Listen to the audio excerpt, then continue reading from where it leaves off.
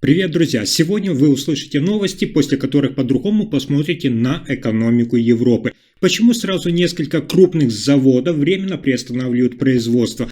Как Германия может лишиться тысяч рабочих мест, а Евросоюз остаться без своей промышленной базы? И что предлагает канцлер Фридрих Мерц, компромисс или уступки в адрес Соединенных Штатов Америки? В этом выпуске события, которые затрагивают интересы миллионов людей в Европейском Союзе. Оставайтесь до конца, вы сами сможете оценить, в каком направлении движется экономика Европы. Начну с экономических новостей Германии. Европейская химическая промышленность сталкивается с серьезными вызовами, все больше предприятий временно останавливают работу, а производство базовых компонентов стремительно уходит за границу. Компании в Европе сталкиваются с двумя главными вызовами. Это устаревшие заводы и высокие затраты на заводскую инфраструктуру. Производство этилена и пропилена – это ключевые компоненты для пластика, все чаще переносятся в Соединенные Штаты Америки и на Ближний Восток, где сырье дешевле.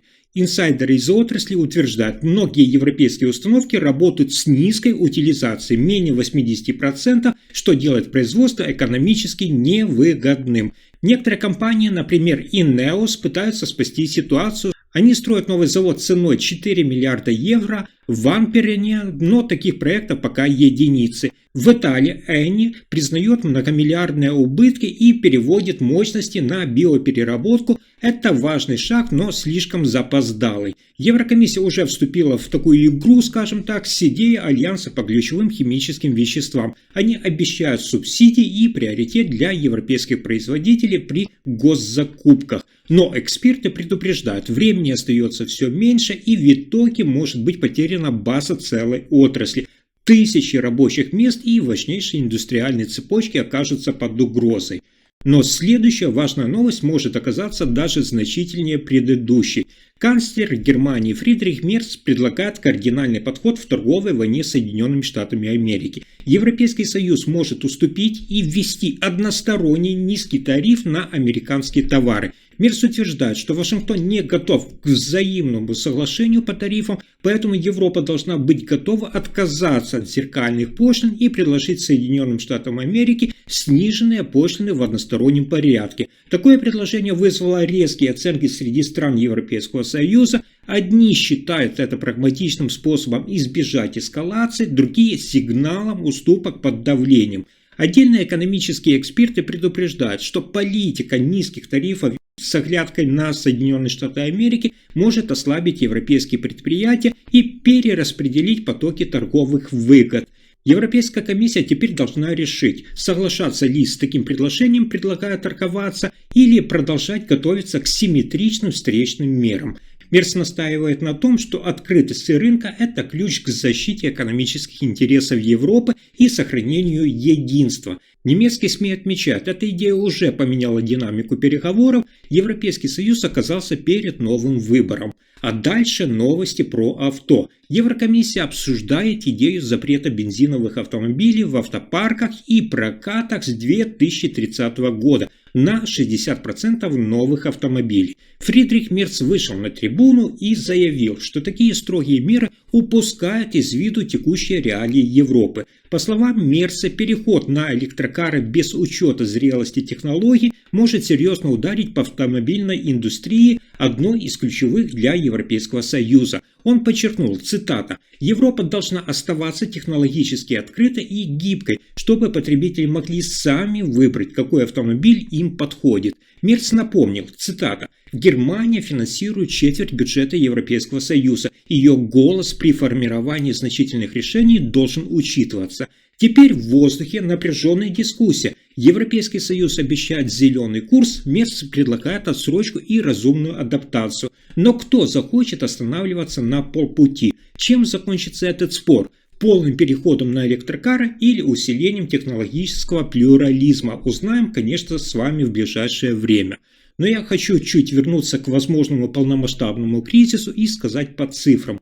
Мы с дня на день ждем, как Евросоюз перейдет к самой жесткой ответке на угрозы Соединенных Штатов Америки. После первых пошлин на американские товары, напомню, на 21 миллиард евро, в Европейском Союзе уже обсуждают следующий шаг. Это дополнительные пошлины на импорт из Соединенных Штатов Америки на 72 миллиарда евро. Но есть кое-что еще. По данным Reuters, впервые рассматривается применение так называемого инструмента противодействия принуждению. Что это означает? Это комплекс мер, который позволяет запретить американским компаниям участие в тендерах и государственных закупках в Европе, вплоть до запрета на участие в закупках полностью. Интересно, что этот механизм создавался изначально для защиты от Китая, но теперь его готовят использовать против Соединенных Штатов Америки. Франция настаивает на жестких мерах, называя это последним аргументом, а канцлер Мерц и президент Макрон по сообщениям уже обсуждают новую стратегию.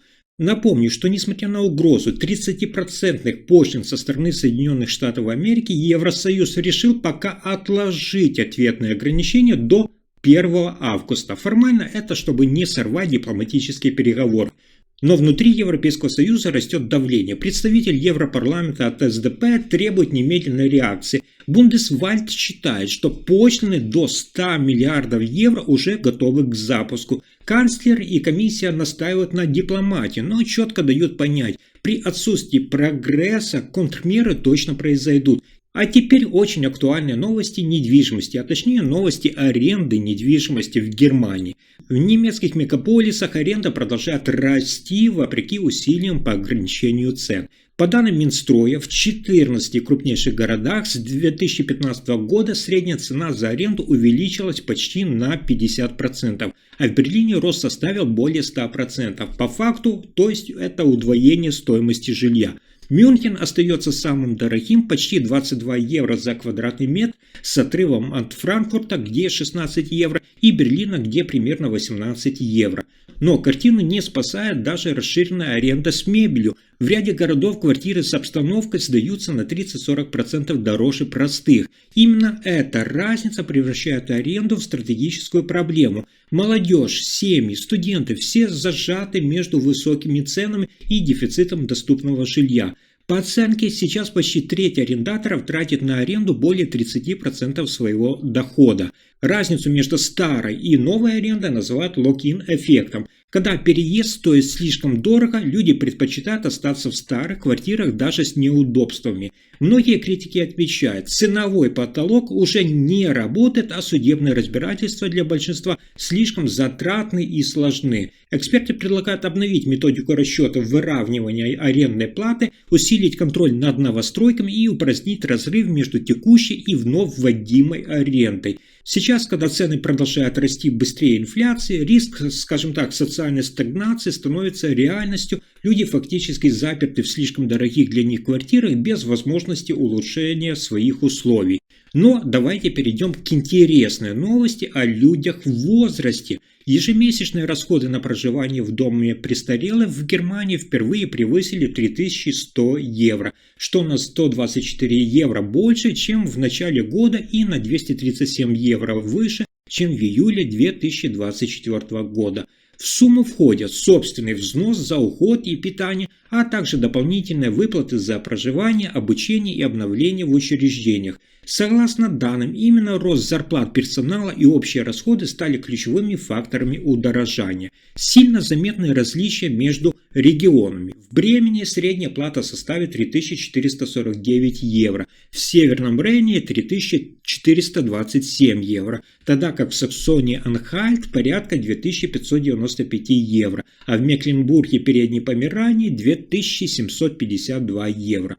Даже с учетом временных льгот, покрывающих часть затрат от 15% до 75%, жители и их семьи остаются с затратами свыше 1990 евро в месяц. Руководитель Федерального союза страховых касс выступает с призывом: землям пора взять на себя больше ответственности за финансирование, предлагает ввести полное страхование или ограничить собственные взносы. Какие же причины роста расходов? Это зарплаты в уходе повышаются, так как без них система может рухнуть, рост цен на еду, энергию, жилье и инфраструктуру в учреждениях, увеличение взносов на обучение персонала и модернизацию, расширение административных расходов на расчетных схемах. Если полностью подсчитать, то получается в среднем 3108 евро. Это 1862 евро только на уход и плюс 1018 евро за проживание и питание. Сейчас формируется рабочая группа по реформам, результат обещают к концу этого года. Итак, ключевой вопрос: кто и как возьмет на себя ответственность: федеральное правительство, земли, налогоплательщики мы с вами или частные структуры? Ответ уже вскоре определит будущее всей системы ухода. А теперь новости экологии в Германии и чем дышат немцы. Канцлер Фридрих Мерц заявил, предложения Брюсселя по ужесточению норм выбросов СО2 для служебного автопарка предприятиями и ведомствам не нужны и могут подорвать одну из ключевых европейских отраслей – автомобильную промышленность. По сообщению представителей Мерца в правительстве речь идет о возможном запрете на бензиновые или дизельные машины до 2030 года, замена на электромобили. Но Берлин отвечает решительным «стоп».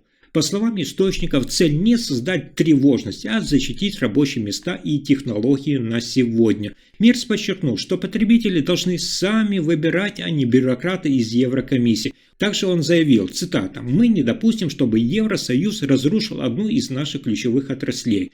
По данным немецких СМИ, коалиция уже проводит консультации с автопроизводителями от Volkswagen до BMW, чтобы выработать альтернативу, включающую гибридные модели и биотопливо. Источник близких к правительству отмечает, это первый серьезный вызов от Германии к планам Европейского Союза. Если инициатива пройдет, это может замедлить трансформацию для корпоративных автопарков в Европейском Союзе. Теперь Брюссель в растерянности. Официально комиссия еще не приняла решение, но в кулуарах говорят, спор может затянуться на месяцы. Германия делает ставку на диалог, но ясно одно, пример демонстрирует, что экономическая мощь ФРГ не пустой звук. Этот спор на самом деле может превратиться в столкновение между экономической практикой и экологическими целями Европы. Станет ли Берлин инициатором пересмотра экологических стандартов или согласования с предложениями Европейского Союза, узнаем совсем скоро. Если информация была полезна, ставьте лайк, подписывайтесь, делитесь этим видео. Спасибо за просмотр.